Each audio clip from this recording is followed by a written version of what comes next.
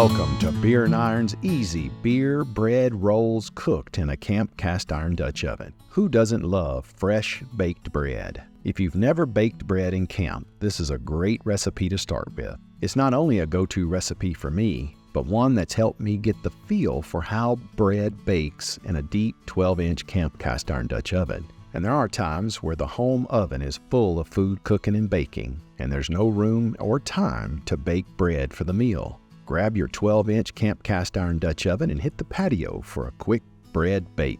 And if there is room in the oven for baking bread, this recipe works great, right in your home oven and in a 12-inch cast iron skillet. We often take this with us on day trips when we're out and about and plan to stop off for some roadside hamburgers. These rolls make great hamburger buns. We're going to use a bread maker in this recipe. I know that most campsites and areas where we take our Dutch ovens don't have power to work that bread maker, but hang with me on this one. I find myself creating this recipe so often for when we go on outings. And yes, you can make bread in camp without a bread maker. That's another recipe for another day. Get your deep 12-inch camp cast iron Dutch oven out for this recipe. Get your bread maker's bread pan out, and let's start adding our ingredients. First, add your 3 cups of flour, but keep in mind that not all cups of flour are created equal.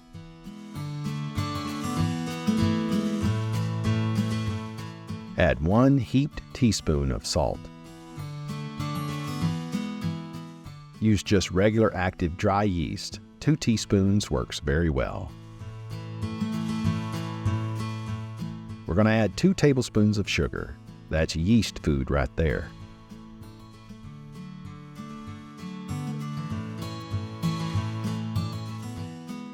We're going to add 1 cup of beer, but watch the head. That foam will trick you. Before adding the beer to the dry ingredients, let the foam dissipate, then make your volume decision.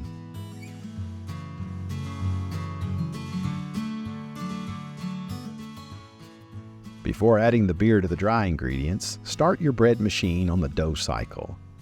Then add 1 cup of beer as the machine is spinning.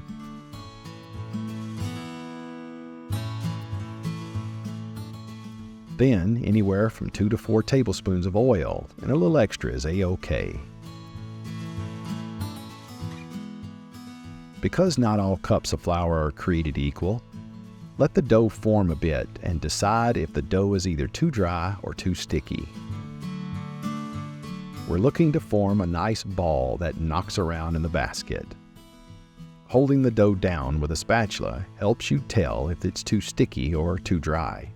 Once you're happy with the consistency, put the lid on the bread maker and let it work its magic. In the meantime, take out your deep 12-inch camp cast iron Dutch oven. Add 2 tablespoons of butter to the bottom. Let the butter soften while the dough forms in the bread maker.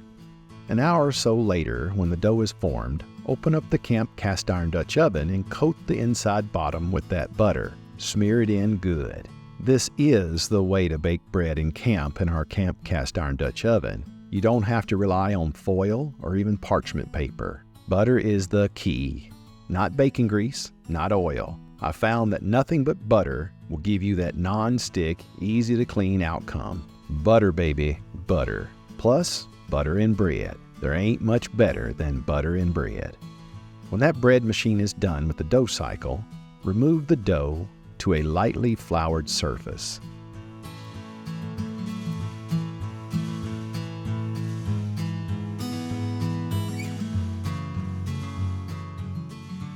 Create a French loaf-like roll of dough about the size of a normal man's forearm.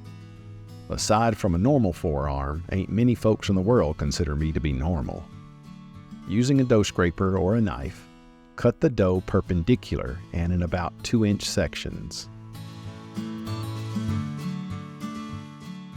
Here's where we're going to learn to form the rolls so they're rounded and look appealing. I'll do this a few times. Take a section of dough with one of the smooth cut sides up. Like rolling up a sock, tuck the edges under. Let the smooth cut side round upward. Turn the dough over, and using the stickiness of the dough, pinch the dough closed. Just keep pinching and pulling the rough edges into the pinched center.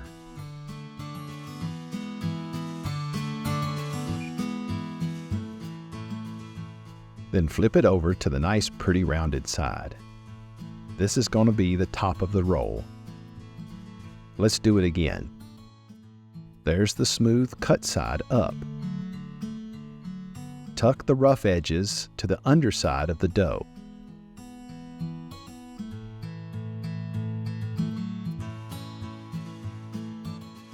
Turn it over and start pinching and pulling the edges to the center of the little ball of dough. This will be the underbelly of the roll and the part that sits on the Dutch oven's bottom inside surface.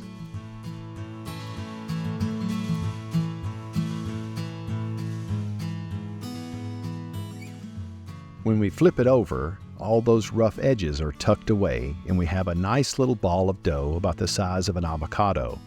Smooth cut edge up, tuck the rough edges under, flip it to the rough, unsightly bottoms up, pinch it closed, and that unsightly stuff will be on the inside of the roll. It's almost like we're doing the second kneading of the bread.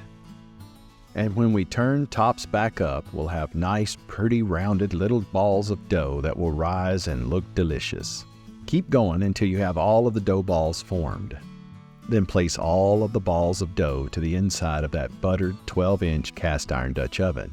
I do want to point out that we're using a deep 12-inch camp cast iron Dutch oven. We want the heat from the top briquettes to not be so intense that it cooks the tops of the rolls faster than the bottoms. Space the balls of dough to allow for rising, and they will rise, that's for sure. Cover that pot. Now all you have to do is pack that pot in the vehicle and let them rise on the way to camp. When you get to camp and get things set up and you're ready to bake, set 24 to 26 briquettes to fire. Let them get good and hot. We're going to bake this bread at a goal temperature of 350 degrees Fahrenheit or 175 degrees Celsius.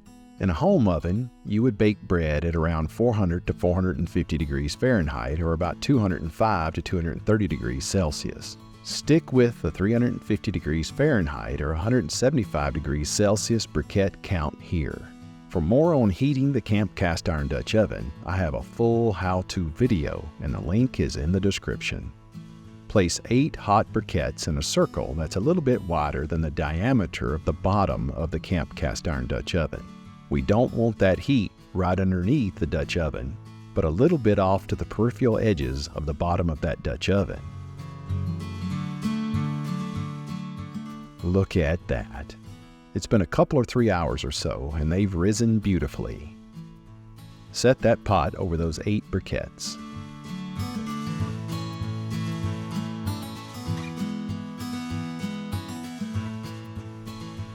Now, set 16 briquettes on the top of that Dutch oven's lid. Be sure to use a deep 12-inch camp cast iron Dutch oven for this bake. If you're enjoying this video, consider a thumbs up. Hit that subscribe button, and be sure to ring that dinner bell. The wind is come and go today. I'm going to cover this with my windshield. There's a how-to video for this windshield in the description. These rolls are going to cook for about 20 minutes total. After 10 minutes, we're going to turn the pot. Turn the lid 1/3 of a turn in one direction. Look at there, I broke one of my briquettes. No worries. Then turn the whole pot 1/3 of a turn in the other direction. Take a quick peek, see how things are going. After another 10 minutes, take a peek. They're likely ready.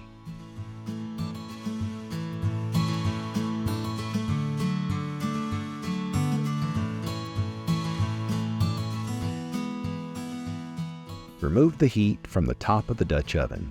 I just leave the Dutch oven in place over the bottom heat while I'm doing this. Let's take a look at our rolls. You see there? They come right out of that pot with my fingers, and they are hot. I'll try to juggle one for y'all.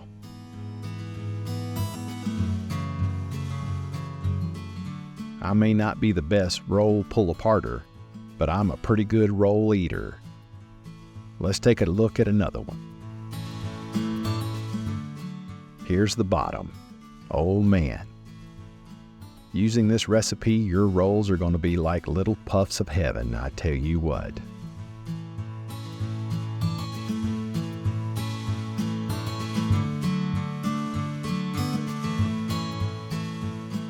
If you bake these at home, just use your 12-inch cast iron skillet. Butter up that dude real well. Set your rolls in that skillet and cover them with a light towel to let them rise for a few hours. Then bake them at 400 degrees Fahrenheit or 205 degrees Celsius for about 20 minutes.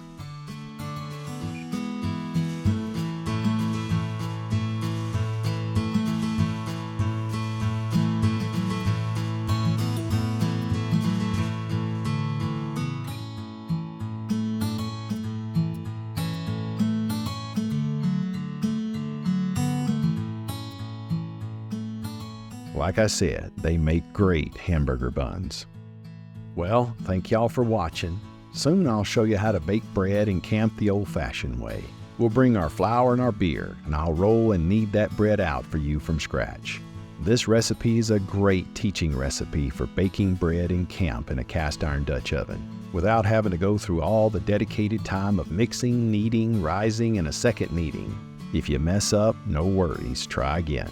If you've enjoyed this video and would like to keep up with the going-ons here at beerandiron.com, give us a little thumbs up. Hit that subscribe button and give a little ding on that dinner bell. You all keep on cooking in those cast iron beauties and enjoying those frosted glasses of that fermented barley pop. We'll see you next time on beerandiron.com.